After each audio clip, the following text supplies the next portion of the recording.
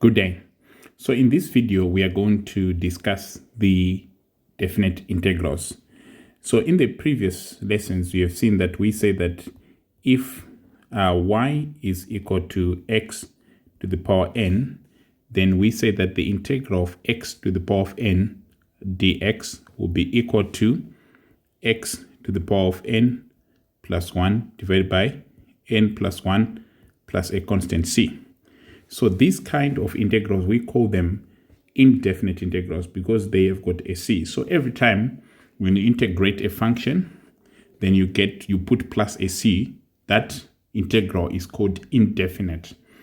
But for the definite integrals, we will have the integral of, so there will be limits from a to b of the first derivative of x dx will be equal to, so you find the integral of the first derivative of x, and that will be your function of x, and then you just do your limits a to b, and these limits can be solved as the function of b. First of all, you start with the upper limit, which is a bigger number, so that will be the function of b minus the function of a.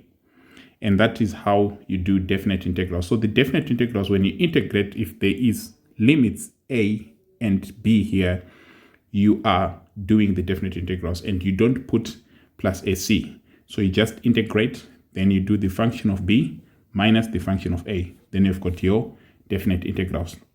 So with that in mind, let's have a look at the first example. Now here we are asked to find the integral of from 1 to 3 of x squared plus 1 dx. So the integral of that will be equal to x to the power 3 divided by a 3 plus x. Then we put in a square bracket, then from 1 to 3. And this can be simplified further as the function of 3, that will be 3 cubed divided by 3, then plus a 3, then minus the function of 1, which in this case will be 1 cubed divided by 3 plus a 1. And this can further be simplified to be here, that would be a 12, then minus here in a bracket, that will be a 4 over 3. And this can be further simplified to 10 and 2 over 3. And that is how you do the definite integral of x squared plus 1 dx from 1 to 3. Then moving on to the second example. In the second example, we are asked to find the definite integral of 3x squared minus 6x plus 3 from 1 to 2.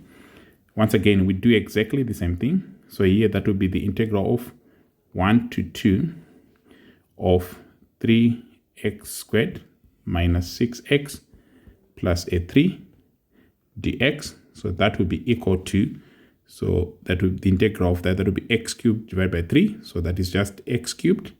Then you add 6x squared divided by 2, that will be minus 2x, not minus 2x, that will be minus 3x, because 6 divided by 2, that will be a 3x squared.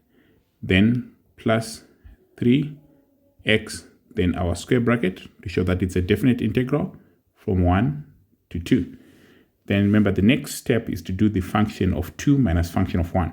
So this will be equal to the function of 2. In this case, that will be just 2 cubed minus 3, then bracket 2 bracket squared plus a 3 bracket 2 bracket, then bracket minus function of 1, that will be 1 cubed minus 3 bracket times 1 squared plus 3 times 1 bracket, then bracket. And this can be further simplified too. So this will be an 8, that will be an 8 minus 12 plus a 6, then a bracket minus bracket 1 minus 3 plus 3. And this can be further simplified to, that will be 8 minus 12, that's a negative 4, plus 6, that will be a positive 2.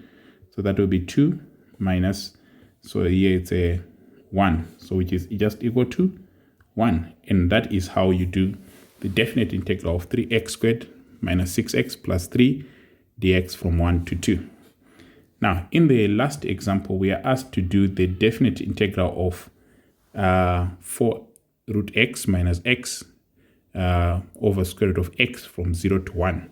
So once again, you just do again the integration. But before you integrate this kind of a function, you want always to start by splitting that fraction to be 4 root of x, then divided by the square root of x, then minus x divided by the square root of x, then dx. And this, before you actually integrate, can be simplified further to here the root x cancels, then you're left with 4, then minus x to the power 1 times by, then applying the laws of indices, that would be x to the power a negative half. Because remember, at the bottom, that's x to the power half. Then it goes to the top, that would be x to the power negative half dx. And once again, before you actually integrate, you can simplify that further from 0 to 1. Then 4 minus, so you add the powers here for x to the power 1 and that one. Then you get your x to the power a half dx. And now you can do the integral. In this case, that will be 4x minus, so that will be now x to the power half plus 2. So this will be like a 2 over 3. Then x to the power 3 over 2. Then the limits, in this case, that will be the 1 and a 0.